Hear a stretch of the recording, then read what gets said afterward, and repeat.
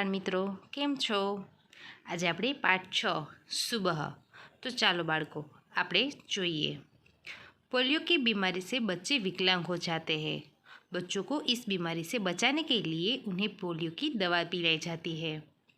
इस सच्ची घटना में पोलियो विकलांग बालिका रेशमा अपनी सूझबूझ और साहस से काम लेती है। उसकी शारीरिक कमी उसके इरादों में कभी बाधाएं नहीं बनी। वह जिंदा दिली एवं परिश्रम से भी अपना जीवन कैसे जी रही है, उसका निरूपण इस घटना में किया गया है। तो चलो बच्चों, हम भी देखते हैं रेशमा की जिंदा दिली। सुबह सुबह रेशमा ने देखा कि घर के सभी लोग सफाई में व्यस्त है। कोई सामान झाड़ रहा है तो कोई मकड़ी के जाले उतार रहा है। रेशमा ने सोचा, जरूर आज कोई खास बात है। माँ, आज कोई खास बात है क्या? सब इतनी सुबह उठकर घर की सफाई में जुटे हैं। रेशमा ने उत्सुकता से पूछा। हाँ बिटिया रानी, त्योहारों के दिन है, भूल गई क्या? पहले से ही साफ सफाई हो जाए तो अच्छी तरह त्योहारों का आनंद ले पाए। माँ ने प्यार से रेशमा के गाल को सहलाते हुए कहा।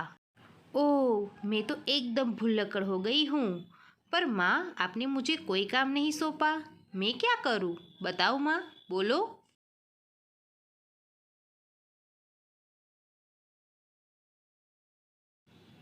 अच्छा, चलो पहले नहा धोकर तैयार हो जाओ, फिर बताऊंगी।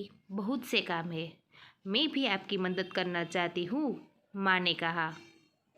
रेशमा ने रुआसे स्वर में कहा, मदद तो मैं ज़रूर लूँगी। मैंने तुम्हारे लिए कई काम सोच रखे हैं। नहा धोकर नाश्ता कर लो, फिर बताऊंगी। कहते कहते माँ ने रेशमा को उसकी पहिए वाली कुर्सी पर बिठा दिया। रेशमा ने अपनी पहिए वाली कुर्सी को धीरे धीरे धकेला और अपने दैनिक कार्य में लग गई। रेशमा जब 5 साल की थी तभी से उसके दोनों पैर काम नहीं करते थे। उसे बहुत तेज बुखार आया और उसे दोनों घुटनों से नीचे दोनों पाँव एकदम बेजान हो गए। बहुत इलाज कराया पर रेशमा के पाँव में जान नहीं आई। उसे पोलियो हो गया। रेशमा बहुत हिम्मत वाली लड़की थी। शुरू में वह ज़रूर दूसरों की सहायता लेनी पड़ी, परंतु अब 11 साल की उम्र में वह अपने सारे काम स्वयं करती है। वह अपने परिवार पर उनके कामों के लिए निर्भर नहीं रहना चाहती है। परिवार के सभी सदस्य, पिताजी, छोटा भाई गोलू, दादाजी, दादी जी, सभी उसे बहुत प्यार करते हैं। वह सबकी आंखों का तारा है। माँ ने रसोई घर में से सारे बर्तन, डिब्बे, बोतलें नीचे उतारकर साफ कर दिए थे। उन्होंने रेशमा को आवाज़ दी, रेशु, अगर तुमने नाश्ता कर लिया तो काम में मेरा हाथ बटाओ। हाँ माँ, मैंने नाश्ता कर लिया। दूध का मेवे वाला दलिया बहुत अच्छा बना है। माँ, मैं हाथ धोकर अभी आती हूँ। रेशमा अपनी कुर्सी को धकेलते हुए रसोई घर में पहुंची। रेशमा माँ को बर्तन, डिब्बे पर लेबल लगा लगा कर पकड़ाती गई और उन्हें माँ व्यवस्थित ढंग से सजाती गई। रसोई घर में फिर से चमचमाने लगा। पिताजी दफ्तर चले गए। माँ को लड्डू बनाने के लिए कुछ ज़रूरी सामान चाहिए था। गोलू तो बहुत छोटा है, दादाजी दादी जी बहुत बुजुर्ग है, अब सामान लाए कौन? माँ परेशान थी। रेशमा ने कहा, सामान मैं लाऊंगी। बस आप मुझे सामान की लिस्ट और एक थैला दे दीजिए। तुम ले आओगे अकेली? माँ ने पूछा। हाँ माँ, एक बार पहले भी तो लाई थी। रेशमा की आवाज़ में दृढ़ता थी। तो ठीक है, तुम ही ले आओ, लेकिन ध्यान से जाना, सारा सामान नुक्कड़ वाली दुकान से ही मिल जाएगा। थोड़ी देर बाद रेशमा सारा सामान लेकर लौटी। उसने गोलू को आवाज़ दी, गोलू, ये लो तुम्हारे लिए टॉफ़ी लाई हूँ। गोलू टॉफ़ी पाकर खुशी से उछल लगा। कुछ दिन बीते थे। एक शाम को रेशमा का घर दियों से झिलझिलाकर प्रकाश से झगमगाने लगा। पूरा मोहल्ला जगमगा रहा था। जहाँ रोशनी ही रोशनी थी। क्या ज़मीन, क्या आसमान। दादी जी ने बताया कि दीपावली अंधेरे पर उजाले की जीत का त्यौहार है। बुराई पर अच्छाई और असत्य पर सत्य की सदा की जीत होती है। इस दिन रावण को पराजित कर राम अयोध्या लौटे थे। उसी खुशी में यह त्यौहार मनाया जाता है। रेशमा और गोलू बड़े ध्यान से दादाजी की बात सुन रहे थे।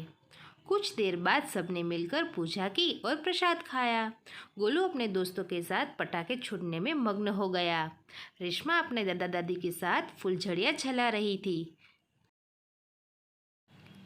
इतने में रेशमा ने क्या देखा कि गोलू जिस पटाखे को बुझा हुआ समझकर छोड़ दिया था, उसमें से चिंगारियाँ निकलने लगी थी। गोलू की पीठ पटाखों की तरफ थी। रेशमा चिल्लाई, गोलू गोलू बचो, तुम्हारे पीछे पटाखा है। पटाखों के शोर में रेशमा की आवाज़ दब गई। बाकी लोग कुछ समझ पाते। सबसे पहले रेशमा जल्दी जल्दी खुर्शी को धकेलते गोलू के पास जा पहुंची। उसने गोलू को ज़ोर से धक्का दिया और खुद आगे निकल गई। अपनी कुर्सी की गति के कारण धड़म जोर का धमाका हुआ। रेशमा की फुर्ती ने गोलू को जलने से बचा लिया। गोलू को कुछ समझ न आया कि उसने धक्का किसने दिया और क्यों। धमाके की आवाज़ सुनकर माँ पिताजी भी बाहर दौड़े।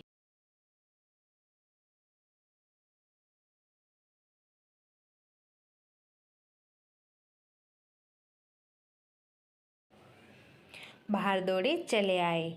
कुर्सी रेशमा के ऊपर थी और रेशमा नीचे। पिताजी ने कुर्सी सीधी की और रेशमा उस पर बिठा दिया। माँ भयभीत थी, बोली, कहीं चोट तो नहीं लगी रेशू? रेशमा ने उन्हें सारी बात बताई। सबने रेशमा की पीठ थपथपाई। गोलू रेशमा के पास आकर नाटकीय ढंग से बोला, दीदी आज तो आपने मेरी जान बचा ली। आपका ये धमाकेदार धक्का मुझे हमेशा याद रहेगा। सभी लोग खिलखिलाकर हंस पड़े। रेशमा की शारीरिक कमी उसके इरादों में कभी बाधाएं नहीं बनी। वह आज भी उतनी ही जिंदा दिली और परिश्रम से अपना जीवन जी रही है। उसकी हर सुबह नई सुबह होती है। वह हर सुबह अपने काम में नए इरादों से जुट जाती है। तो જોયું બાળકો, રેશમા પોતે પોલિયાનો શિકાર હોવા છતાં પણ પોતે પોતાનો પરિવારજનોને કેવી રીતના બચાવે છે। પોતાને ખબર છે કે હું આ તકલીફમાં છું, છતાં પણ પોતાનો કાંઈ પણ એક પણ પ્રકારનો વિચાર કર્યા વગર પોતાના ભાઈનો જીવ બચાવવા માટે તે આગળ થાય છે।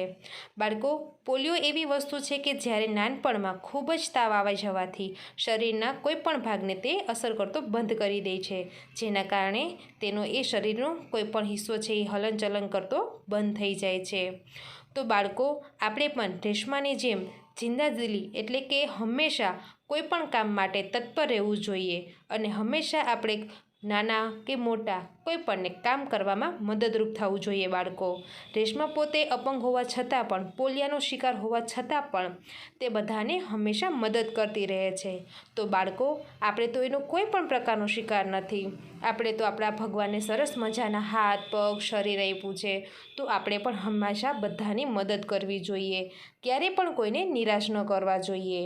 તો બાળકો, આજે આપણે પણ એવો સંકલ્પ લેવો જોઈએ કે આપણે હંમેશા એકાબીજાની મદદ કરતા રહેશું। આપણાથી નાના હોય કે મોટા હોય બધાનો આપણે આદર અને સત્કાર કરતા રહેશું। તો ચાલો બાળકો, આવજો।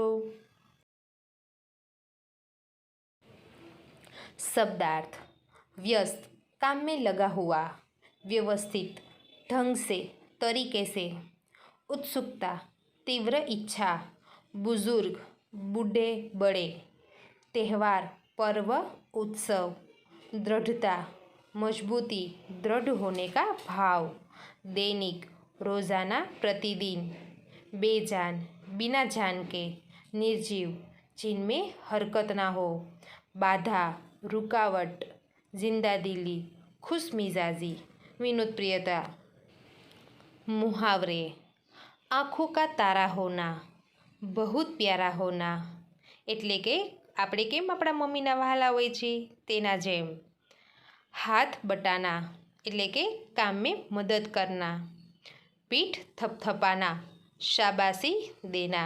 જ્યારે આપણે કોઈ પણ સારું કામ કરીએ તો આપણા ઘરના કે આપણા શિક્ષક આપણને હંમેશા શાબાશી આપતા હોય છે। તો ચાલો બાળકો, આવજો।